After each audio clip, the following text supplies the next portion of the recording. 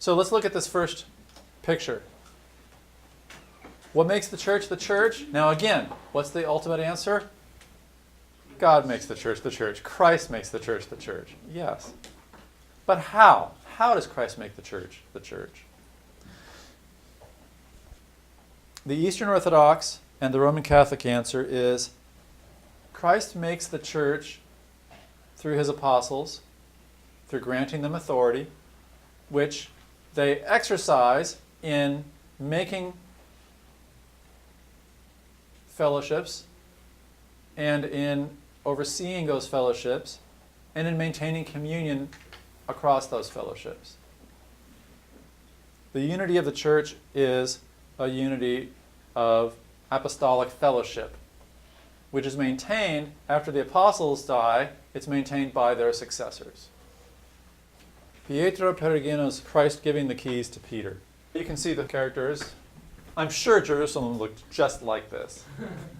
Here's the passage that's pretty fundamental to this understanding of the church. Matthew 16, verse 13. When Jesus came into the district of Caesarea Philippi, he asked his disciples, "Who do people say the Son of Man is?" And they said, "Well, some say John the Baptist, others say Elijah, others Jeremiah or one of the prophets." And he said to them, "But who do you say that I am?" Simon Peter gets up the courage. "You are the Messiah, the Son of the living God." And Jesus answered him, "Blessed are you, Simon, for flesh and blood hasn't revealed this to you, but my Father who's in heaven. And I tell you, you are Peter." Peter means rocky. "And on this rock I will build my church. I will give you the keys of the kingdom of heaven, and whatever you bind on earth will have been bound in heaven, and whatever you loose on earth will have been loosed in heaven." There is Jesus giving authority to Peter, building his church. How does this school of thought understand what's going on? Jesus is handing authority to Peter, and Peter is taking leadership of the 12 and leadership of the church in general, and you see that happen all through this story. You see it also pick up after his resurrection in the book of Acts. Peter is the leader of the disciples in Jerusalem. We'll just let that church count as Jerusalem for now. Peter is in the lead in Acts chapter 1. Peter is the one who leads the altar call on Pentecost Day. They all received the Holy Spirit, and they all began to speak about the signs and wonders that have happened in Jesus Christ. But it's Peter who gets up and addresses the crowd on behalf of all. As time goes on, all the way through a good number of chapters of the book of Acts, Peter continues exercising oversight.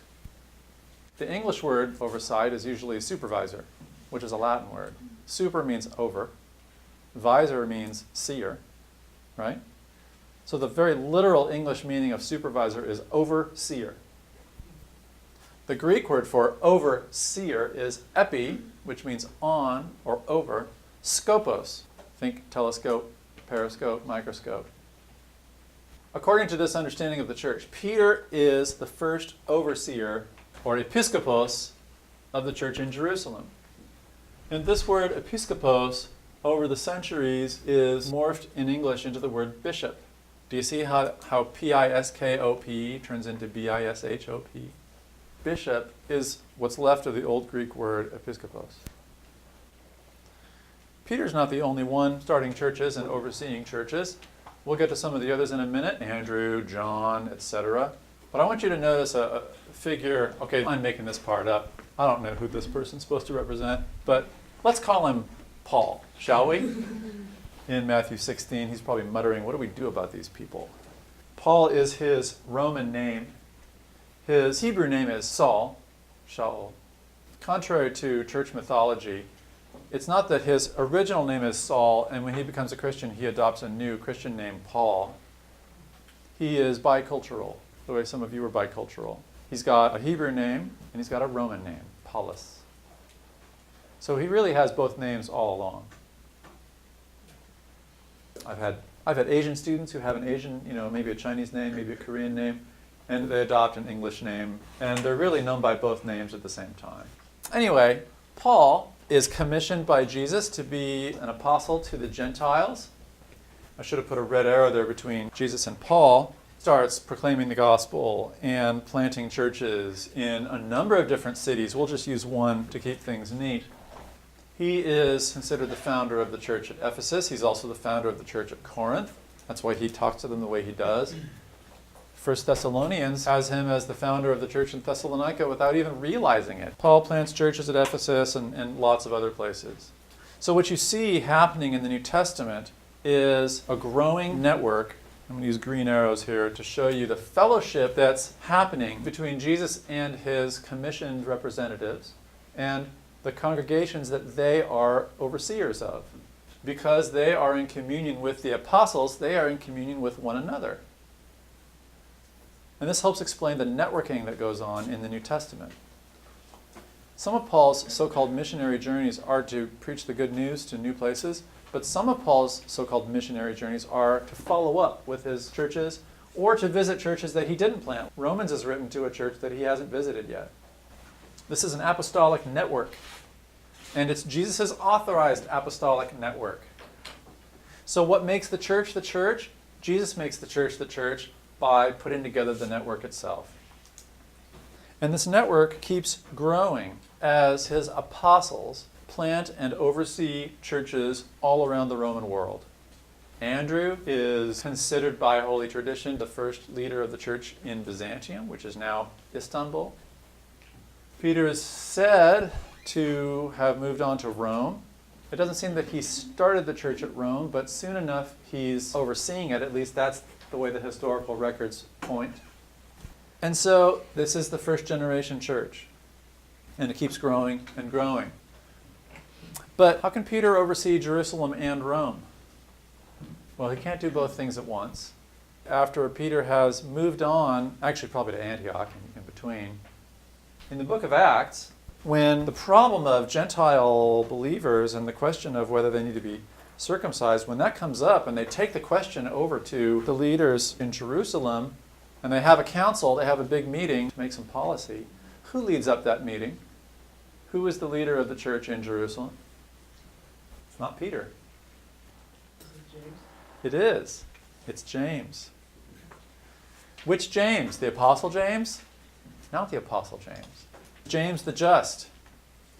James the brother of Jesus, who was not a follower this side of the cross or the resurrection, suddenly becomes very prominent indeed in the church. Probably the resurrection is something that changed his mind.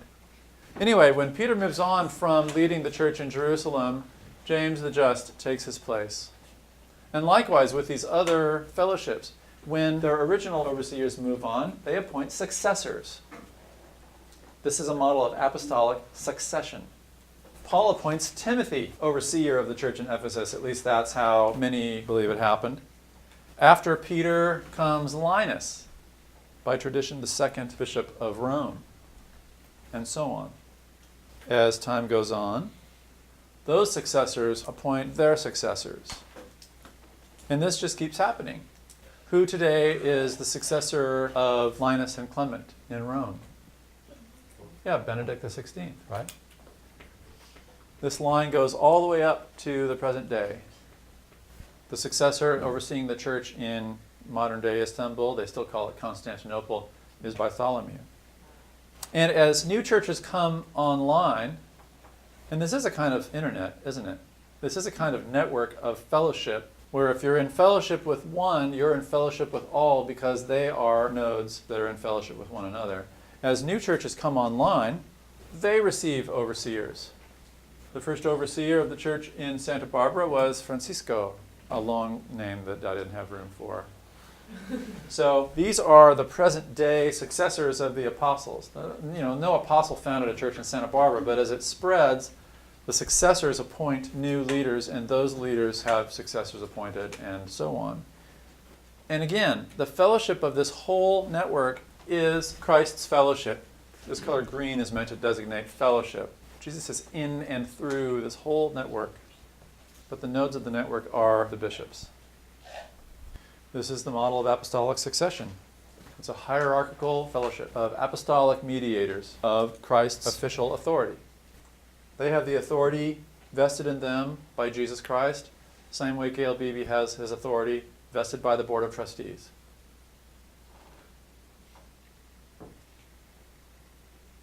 We're kind of used to this kind of framework, right? It's how human organizations work. And Christ is the incarnate Word, right? Jesus has brought heaven to earth. The keys to the kingdom of heaven are now vested in the church on earth. Now, we go to Montecito Covenant Church. Our church is not in this fellowship. We are not in communion with the Archdiocese of Los Angeles. Why aren't we in communion with them? According to this model, we're not authorized. You can't just start a church. You can start a college. You can start a Bible study group. You can start a nonprofit corporation. But you can't start the Church of Jesus Christ. Only Jesus Christ started the Church of Jesus Christ. And he didn't start 2 or 3 or 4 churches. He started his church. So according to this model of the church, Montecito Covenant isn't in the church. We're not on the net. Let's leave that out of the present day and let's take it back to the 2nd or 3rd century. Because I want this problem to grip you a little bit. Let's say we're in the Roman Empire and there is a small but growing network of these churches that are led by Clement, Ignatius of Antioch, Polycarp of Smyrna, etc. Let's say another figure. See this random guy here? Let's call him Telfordius. Telfordius has a vision. Jesus appears to him and says, I have a teaching for you. Maybe it's secret knowledge. Maybe it's not. And he goes and he starts a fellowship of people to serve Jesus and await his coming and all the rest. He invites you to join. Well, what do you think? What would you say back? Yeah, great. Do these prophecies line up with the scriptures? Which scriptures? The ones in the Bible? This is 2nd century. Yeah, so there's not a formal list of 66 or whatever books that the church agrees on yet. The Gospel of Telfordius belongs in it, whatever it is. The secret Gospel of Telfordius. So you can't just say, does it line up with the Bible? Because it's too early to talk like that. So now what are you going to do? You might need to say, well, Telfordius, does your Jesus look like Jesus as known in the communities founded by the people who hung out with him? Who do enjoy his blessing to represent him? And if it lines up, then you're welcome to join our fellowship the way Paul was welcomed into the fellowship after they checked him out a while and made sure that he was legit. But if they don't line up, the early church is not going to listen to some prophet whose Jesus isn't the Jesus of the folks who knew him. By the way, the scriptures that you refer to are the scriptures as they are circulating in this network. Rome has an excellent communication system in the 1st and 2nd centuries. And when a writing from one of the dependable churches is found useful, it's copied and sent around because it's valuable, it's good. All scripture is God-breathed and useful. It's this network that actually produces and circulates and canonizes the New Testament. And it's this network whose leaders standardize the faith in the Apostles' Creed, which begins as a Roman baptismal creed, and in the Nicene Creed, which is agreed upon by 150 bishops across the Roman Empire in the 4th century. So in a time of development, doctrinal development, ecclesiastical development, practical development, this model turns out to work pretty well in separating the wheat from the chaff. What about today? How does this network work today? What about that Bishop of Constantinople, Bartholomew, and Benedict XVI? They don't seem to be in fellowship. Well, they're not. In 1054, the Eastern Church and the Western Church split over a variety of differences. One of which is whether you have to be in communion with the Bishop of Rome in order to be in the church, and whether the Bishop of Rome has authority over the whole church or just the Italian church. There's a whole list of other items. But as a result, for the last 1,000 years, the Roman Catholic Apostolic Succession has been out of communion with the Eastern Orthodox Apostolic Fellowship, the Patriarchates of Jerusalem, Constantinople, Antioch, Moscow. They are out of fellowship with the Bishop of Rome and with the Roman Catholics. And in America, you end up with overlapping jurisdictions, Eastern Orthodox jurisdictions and Catholic jurisdictions, and then there's the whole Church of England, which has bishops that are appointed by successors of successors of successors all the way back. But they broke with Rome in the 16th century over whether the church ought to be a national church or not. So now we have these overlapping so-called fellowships. Which one is genuine? It doesn't seem like it's a guarantee of churchness to be in communion with your local bishop, because we all have different local bishops. Who is the current bishop of Jerusalem? Well, it depends. There's one that's in communion with Rome, and there's one that's in communion with the Eastern Orthodox. I'll just leave you with this thought. By the 16th century, this network no longer seems to be a guarantee of the integrity of the gospel, or maybe even the integrity of the church. At least that's how it appears to Christian leaders in Germany and soon elsewhere in Europe. And that's going to take us to the Protestant Reformation next time.